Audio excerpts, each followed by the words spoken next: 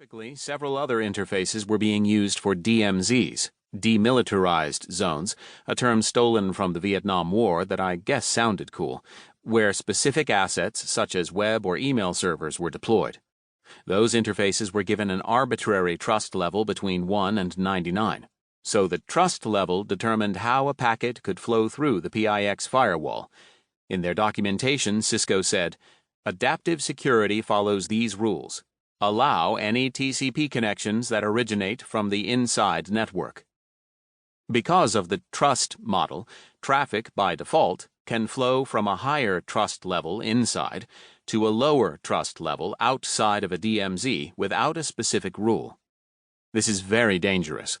Once an attacker gets purchase inside your network, no policy stops them from setting up a command and control channel or from exfiltrating data. This is a significant flaw in the technology, but sadly everyone seemed to be okay with it. When I would put in outbound rules, both clients and coworkers would get upset. That's not the way it's supposed to be done. I left many client sites dejected because it was self-evident to me that bad things were in store for the client. So I learned to hate trust. Not trust between people, but trust in the digital realm. So I started studying the concept of trust, thinking about it, and asking questions like, why is trust in digital systems? It became clear that this trust model was broken and was the proximate cause of numerous data breaches. I discovered that there are other problems linked to the trust model. The first is the anthropomorphization of technology. To make complex digital systems more understandable, we've tried to humanize them through our language. For example, we say things like, "George is on the network."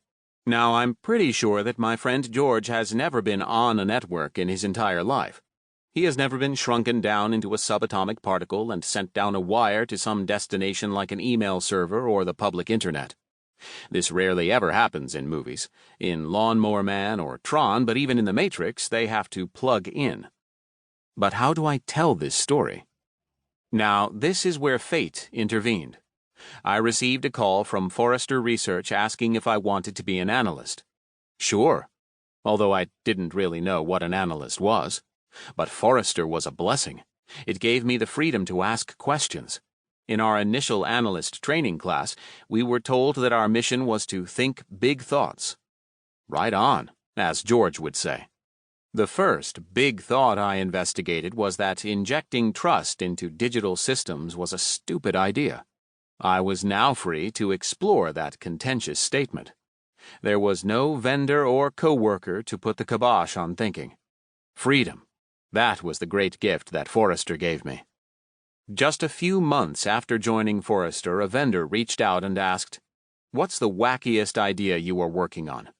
I told him I wanted to eliminate the concept of trust from digital systems. It was all in. He had been looking for some radical notion to justify a golfing excursion he wanted to schedule.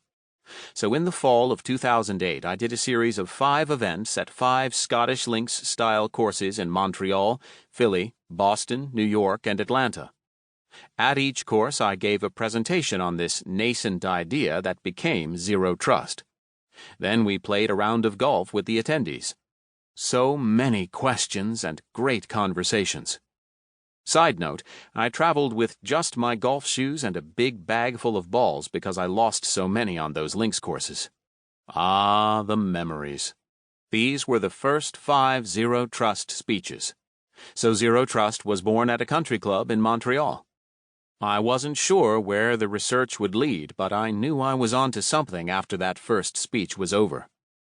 So I began a 2-year journey of primary research, talking to all kinds of people, CISOs, engineers, and cybersecurity experts that I admired. I asked for feedback. Poke holes in the idea. Eventually, the only negative thing that was said was, "That's not the way we've always done it." So I started testing the message in small speeches and webinars. There was a core group of people who got it. They became the original advocates. In September 2010, I published the original Zero Trust report. No more chewy centers, introducing the Zero Trust model of information security.